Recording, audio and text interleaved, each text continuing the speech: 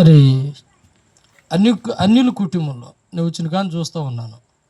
Lavanya studio వాళ్ళు, సుజాత అక్క, వీళ్ళు అన్ని కుటుంబంలో ఉన్నప్పుడు కూడా సరే వాళ్ళు ఎక్కడ మందిరానికి వస్తున్నారని తర్వాత సంగతి. కానీ దేవుడు సేవకులు అంటే ఎంత భయం కలిగి ఉంటారు వాళ్ళు.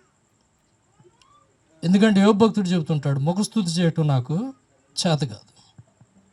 23 సంవత్సరాలు నాయుడు, యాదవ్, రెడ్లు, చాకులు, లంబాడోళ్ళు వీళ్ళ మధ్యలో మేము సేవ చేసి వచ్చాం. 2 మందిరాలు ఉన్నాయి మాకు.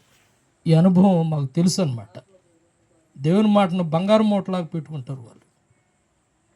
ఈ రాత్రి నేను మా తల్లి సంఘానికి వచ్చిన కాంచి రాంబాబు గారు, సలోమి, వీరిని ప్రతి శనివారం నేను గృహదర్శనాలకు వస్తూ ఉంటాను. 100 ఇల్లు తిరిగి ప్రార్థన చేస్తూ ఉంటాను నేను వచ్చిన దగ్గర నుండి. ప్రతి శనివారం నేను ఎక్కడ కనపడ్డా వాళ్ళు ఎప్పుడు నేను ఇంటికి వచ్చినా ఎంత విధేయత కలిగి ఉంటారంటే అంత విధేయత కలిగి ఉంటారు. దేవుడు అంటే భయం కలిగి రాంబాబు గారు నేను బయట ఎక్కడ కనిపించినా కానీ మంచి విధేయతతో పలకరిస్తూ ఉంటాడు. దైవజనులు అంటే అంత ప్రేమ, అంత భయభక్తులు కలిగి జీవిస్తూ ఉంటారు. వారికి పుట్టిన పిల్లలు కూడా అట్టేటోళ్ళే. వీళ్ళు రాంబాబు గారు లాగా విధేయత కలిగి ఉంటాడు. పెద్ద అబ్బాయి, చిన్న అబ్బాయి కూడా భయం కలిగి వచ్చినప్పుడు వందనాలు అయ్యారని చెప్తూ ఉంటారు. విధేయత కలిగి జీవిస్తూ ఉంటారు. బైబిల్ గ్రంథంలో ఆదికాండము 39వ అధ్యాయము 1వ వచనం. ఆదికాండము 39వ అధ్యాయం 1వ వచనం. యోసేపును ఐగుప్తులోనికి తీసుకొని వచ్చినప్పుడు ఫరో యొక్క ఉద్యోగస్తుడును సేనాధిపతియు ఐగుప్తుడు తీసుకొని వచ్చిన ఇస్మాయిల్ యొద్ద యెహోవా యోసేపునకు తోడై ఉండెను కనుక ఏం చేశాడు? ఎవరు తోడుకున్నారు? అమ్మా, వెనకాల వాళ్ళ ఇంట్లో వాక్యం వినాలి. ఎవరు తోడుకున్నారు? యెహోవా యోసేపునకు తోడుకున్నాడు. ఈ రాత్రి ఎవరు తోడుకున్నా మధ్యలో కొంతకాలం వాళ్ళు వెళ్ళిపోతారు. కానీ నమ్మదగిన వాడు, శాశ్వతమైన వాడు యేసు ప్రభువారు ఒక్కరు మాత్రమే. ఆయన ఒక్కడే నమ్మదగిన వాడు.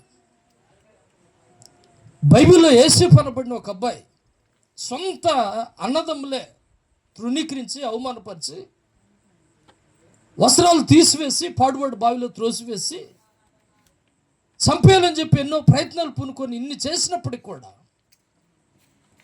దేవునికి బిడ్డలారా, యోసేపునకు చివరికి తీసుకెళ్ళి ఐగుప్తు దేశంలో ఫరో యొక్క సంరక్షణలో తీసుకెళ్ళి ఆ చెరసాలలో పెట్టినప్పటికి కూడా యోసేపుకి ఎవరు తోడుకున్నారంటే దేవుడు తోడుగా ఉండి దినదినము కూడా అతన్ని వర్ధిలింపజేసుకుంటూ వచ్చాడు. అటువంటి వర్ధిల్లే జీవితంలో ఈ కుటుంబాన్ని కూడా దేవుడు దీవించును గాక.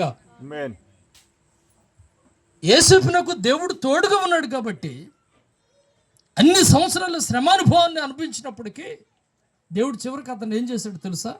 ఒక ఎన్నికలేని వ్యక్తిని దేశానికే గొప్ప ప్రధానమంత్రిగా దేవుడు అతన్ని ఆశీర్వదించాడు. అటువంటి గొప్ప ఐశ్వర్యాన్ని, అటువంటి అధికారిగా దేవుడి కుమారుని దీవించును గాక. బైబిల్ గ్రంథంలోంచి రెండో విషయం, బైబిల్ గ్రంథంలోంచి దానియేలు గ్రంథము 3వ అధ్యాయము 16వ వచనం. 3వ అధ్యాయం 16వ వచనం.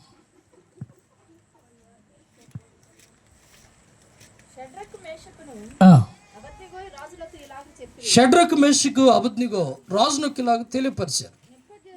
నెబుకద్నెజరు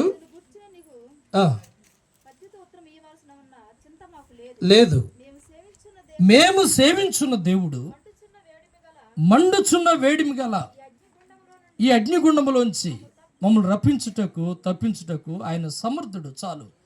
దేవుని ద్వారా కుమారుడికి ఏ విధంగా 10వ తరగతి పరీక్షలు పెట్టారో ఆ రోజుల్లో దానియేలు, షడ్రకు, మేషకు, అబేద్నెగో వీరికి కూడా ఒక పరీక్ష జరిగింది అక్కడ. బలమైన పరీక్ష, సామాన్యమైన పరీక్ష కాదు అది. ఒక ప్రతిమను తయారు చేసి ఆ ప్రతిమకు మొక్కాలని చెప్పి రాజు యొక్క శాసనం. రాజు శాసించాడంటే ఏదైనా జరగాలి. గడిచిన గత కాలంలో దేశం నుండి అధికారులు 2000 రూపాయల నోట్లు మార్చేయాలని చెప్పారు. అందరూ మార్చారా? కొందరు మార్చారు. అందరూ మార్చేశారు. అది రూల్. అది దేవునికి బిడ్డలారా, ఈ యొక్క ఐగుప్తు దేశం ఈ యొక్క షడ్రకు మెషకు అబ్నిగో కూడా ఆ దేశంలో ఉండే అందరూ కూడా వచ్చి బ్రతికి మొక్కుతున్నారు. కానీ ఈ నలుగురు యవనస్తులు మాత్రం రొక్కట్లేదు. వచ్చి ఈ లోపల ఎవడో చూశాడు. వాళ్ళు ఏం చేస్తున్నాడు, పైన మేడగదిలో తూర్పు వైపు కిటికీ తలుపులు తీసి దేవాతి దేవునికి ప్రార్థన చేస్తున్నారు వాళ్ళు. ఈ లోపల ఎవడో గిట్టినవాడు పరిగెత్తుకుని, రాజా అసలు నీవేంటి, నీ స్థితి ఏంటి, నీ శాసనం ఏంటి, నీ మాటను దగ్గరించి, ఇదిగో ఆ కుర్రోళ్ళు ఆ విధంగా వాళ్ళ దేవునికి వాళ్ళు ప్రార్థన చేస్తున్నారు. వారిని ముగ్గురిని తీసుకొచ్చారు, నలుగురిని. రేయ్, మీరు ప్రతి మొక్కుతారు మొక్కరంటే, అయ్యా మేము సేవించే దేవుడు గొప్పవాడు, ఒకవేళ నువ్వు అగ్నిలో పడవేసినా పర్వాలేదు, ఆ స్థితిలోంచి దేవుడు మమ్మల్ని రక్షించటకు సమర్థుడు. రాత్రి నువ్వు ఎవరు చరిత్ర ఏదైనప్పుడు కూడా, నువ్వే స్థితిలో నువ్వు పడిపోయినప్పుడు కూడా, ఆ స్థితిలోంచి నేను రక్షించడానికి, కాపాడటానికి, నేను విడిపించడానికి నా దేవుడు ఈ రాత్రి సంసిద్ధంగా ఉన్నాడు. దేవునికి బిడ్డలారా, ఈ యొక్క షడ్రకు మెషకు అబ్నిగో అలాగనే జీవిస్తూ ఆ ఉన్న మంటని 7 అంతలుగా వేసేసారు. దాన్ని వీళ్ళ కాలు చేతులు కట్టి ఎత్తి వారిని అగ్నిలో పడవేశారు. దానియేలును తీసుకొని సింహంలో పడవేశారు. ఈ రాజు సింహాసనం మీద కూర్చొని, వరే కాలిపోండి కాలిపోండి అని చెప్పి చక్కగా మద్యం సేవిస్తూ దేవుళ్ళ నాట్యములు చేస్తున్నారు, రకరకాల వ్యవహారాలు చేస్తున్నారు. ఈ లోపల అగ్నిలో వారు కాలిపోతుంటే 4వ వాడిగా దేవుని యొక్క దూత వచ్చి వారితో నిలిచింది. అగ్నిలో వారితో పాటు తిరిగాడు. ఆ వ్యక్తే దేవాతి దేవుడు, వారికి తోడైన దేవుడు, ఆ పరీక్షలో వారిని గెలిపించిన దేవుడు. ఈ కుమారుడు జీవితంలో ఈ 10వ తరగతి కాదు, భవిష్యత్తులో ముందున తరానికి మేము ఎక్కడున్నప్పుడు కూడా మంచి ఉద్యోగము దేవుడు ఆ కుమారుడికి అనుగ్రహించును గాక. దేవునికి బిడ్డలారా, షడ్రకు మెషకు అబ్నిగోలు గొప్ప జయ జీవితాన్ని పొందుకున్నారు. అగ్నిలోంచి దేవుడు వారిని విడిపించాడు. సింహంలోంచి దానియేలును కూడా దేవుడు విడిపించాడు. వారిని విడిపించిన దేవుడు, వారిని రక్షించిన దేవుడు. ఈ రాత్రి మీ బిడ్డల జీవితాల్లో కూడా, వారి చదువులో కూడా దేవుని యొక్క కృప, దేవుని యొక్క వాత్సల్యత వారి పట్ల కూడా జరిగించి రాబోయే దినాల్లో సార్వత్రిక సంఘానికి దేవుడు మహిమకరంగా దేవుడు వాడుకోవాలని చెప్పి ప్రభు పేట మీ అందరికీ తెలియపరుస్తూ దేవుడి మాటలను దీవించి ఆశీర్వదించును గాక. ఆమేన్. సమస్త జ్ఞానంకి మించిన దేవుని సమాధానము యేసుక్రీస్తు వలన మీ హృదయంలో